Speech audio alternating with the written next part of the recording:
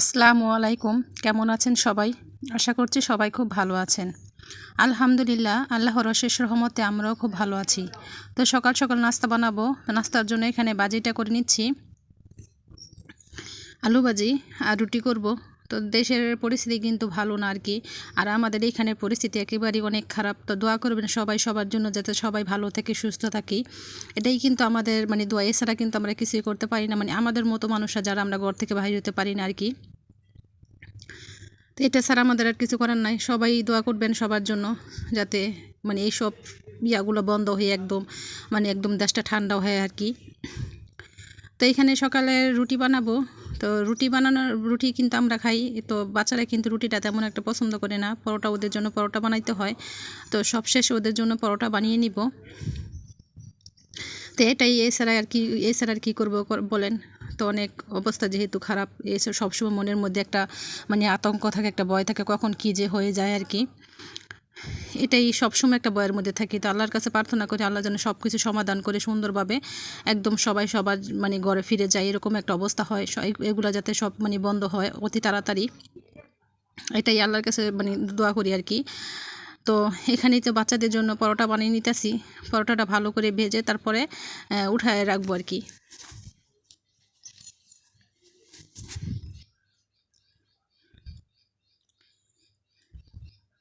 তো ঘরের পরোটা কিন্তু বানাইতে, তারপরে ঘরের পরোটাটা বাচ্চারা পছন্দ করে না, বাহিরেরটাই কিন্তু ওরা খেতে চায় বেশি। বুঝলাম না, কোনো কিছু ঘরের যত স্বাদ করেই বানাই দিব, তারপর ওদের এটা পছন্দ না, বাহিরটাই ওদের পছন্দ। তো এখানে দেখেন, এই যে আমার জালে আবার কিন্তু ওই যে আমাকে কতগুলো আমড়া দিয়ে গেল। আমড়া গাছটা কিন্তু আমি লাগাইছিলাম, যখন ওই সাইডে ছিলাম তখন লাগাইছিলাম। এখন যখন জায়গা ভাগ হয়েছে আর কি, তখন আমড়া গাছটায় আমার নাই। তো পারছে তো আমড়াগুলা, এই জন্য দিয়ে গেল। এই আমড়াগুলো খাইতে অনেক মজা, এত টক না, মিষ্টি। আর সাইজটা দেখেন কত বড় বড়, অনেক বড় বড় হয়েছে।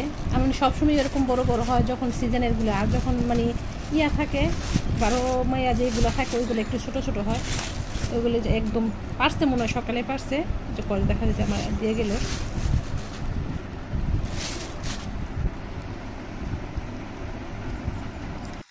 তো মানুষের ভাগ্যটা না নদীর জোয়ার ভাটার মতো, আজ এখানে তো কাল ওখানেই। তো এখন যেইগুলা দেখছেন এইগুলো কিন্তু একসময় আমার ছিল, আর এখন কিন্তু আমার না। এটাই বলি যে মানুষের ভাগ্যটা জোয়ার ভাটার মতো, আজ এখানে থাকবে কালো অন্যখানে থাকবে। এটা কিন্তু একমাত্র আল্লাহ পাক ছাড়া কেউই বলতে পারে না যে মানুষ কোথায় গিয়ে থাকবে বা কী লেনদেন। তো এই যে দুপুরে রান্না করার জন্য এখানে আমি জালি পাতা, যে জালি পাতাটা বলে আর কি, জালি পাতা নিব। আর প্রচুর বৃষ্টি হইতেছিল তো কয়েকদিন যাবৎ। কালকে কিন্তু অনেক সুন্দর রোদ্র উঠছিল, আছে কিন্তু আবার সকাল থেকেই বৃষ্টি। তো যেখানে পাড়াতে সেখানে পিছলা আর কি। আর বৃষ্টি থাকলে কিন্তু বাড়িঘর এমনিতে পিছলা হয়ে যায়। তো এইখান থেকে সুন্দর মতো পাতাগুলো আমি নিয়ে পরিষ্কার করে ধুয়ে তারপরে বড়াটা বানাবো। আর এই বড়াটা খেতে কিন্তু শুধু যে জালি পাতা, লাউ পাতা, এটা দিয়ে কিন্তু বেশি মজা লাগে আর কি। তো এখানে দেখেন আমি হাঁটতেই পারছি না। আর এখানে ডোকাগুলো কিন্তু গতকালকে কাইটা রান্না করা হয়েছে, তেমন আর ইয়া নাই। তো যেই কটা পাতা ছিল আর কি, ওইখান থেকে আমি ভালো ভালো কয়েকটা পাতা ছিঁড়ে তারপরে নিয়ে নিব।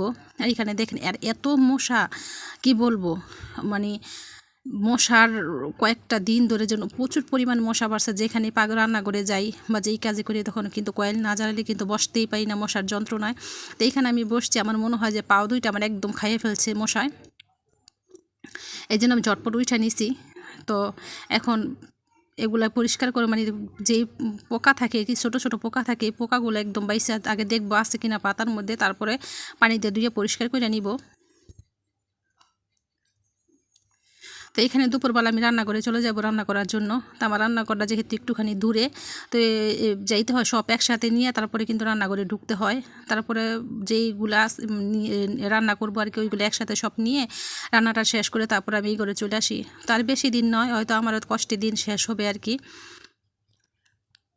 এইটা তো এই জায়গা থেকে আমার চলে যেতে হইব। তো আর বেশি দিনের জন্য আর তেমন কিছু এই জায়গা করি না। তো এখন দুপুরে রান্নাটা শেষ করি।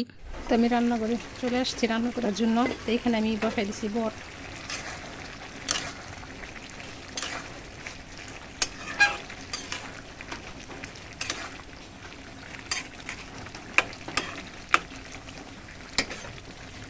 যে পাশে ছিল আমার আগে ডাল ছিল ওইটা গরম করব। আর এই যে এখানে বড়া বানাবো, শুটকির বড়া বাইটা নিছি।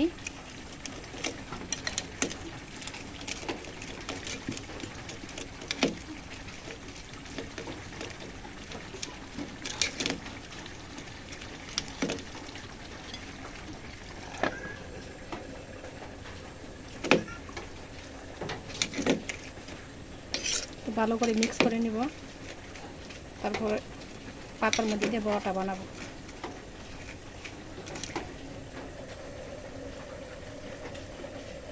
তো সবগুলো বড়া আমার বানানো শেষ। পাতাটা আমি করে রাখছি বড়া দিয়ে, এখন শুধু বাজার পালা ভাইজা নিব।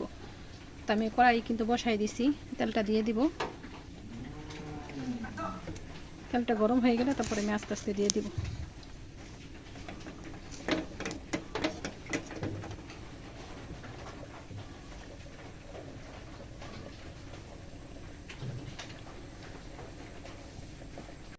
তোমার তেলটা মনে হয় গরম হয়ে গেছে, এখন আমি আস্তে আস্তে দিয়ে দিই এক এক করে।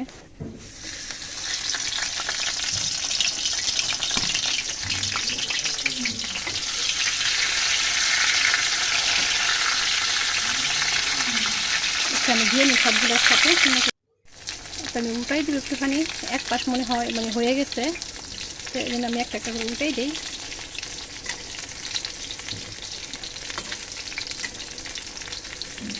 এগুলো প্রথম দিতে একটু কষ্ট, মানে যখন দেই তখন ইয়াগুলো পাতাগুলো ছাইড়া দেয়, পরে যখন দেওয়া হয়ে যায় তখন আর ঠিক হয়ে যায়।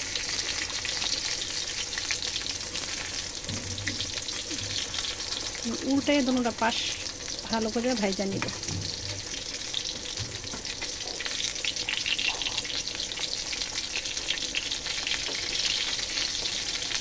এই জালি পাতার বড়াটা খেতে কিন্তু অনেক মজা।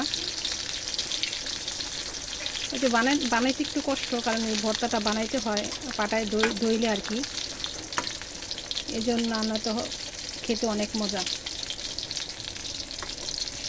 সুন্দর করে দুই পাশে ভাইজা তারপর উঠাই নিব। এখানে আমার ভর্তা রান্নাটা শেষ,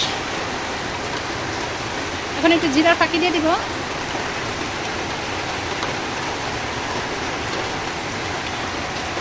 আর আমি এই পাশে একটু ডাল ভুনা করে নিব, কারণ আগে যে ডালটা ছিল না ওইটা আগে ছিল, মানে জাল করে দেখি ডালটা নষ্ট হয়ে গেছে, তো এই জন্য আমি আবার নতুন করে একটু ডাল মানে ভুনা করে নিব আর কি। তো ভালো করে কষায় তারপর পানি দিয়ে দেব। বাহিরে প্রচুর পরিমাণে বৃষ্টি হইতেছে,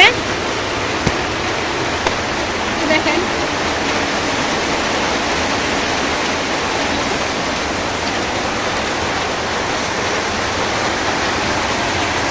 ডালটা কষায় তারপরে পানিটা দিয়ে নেই।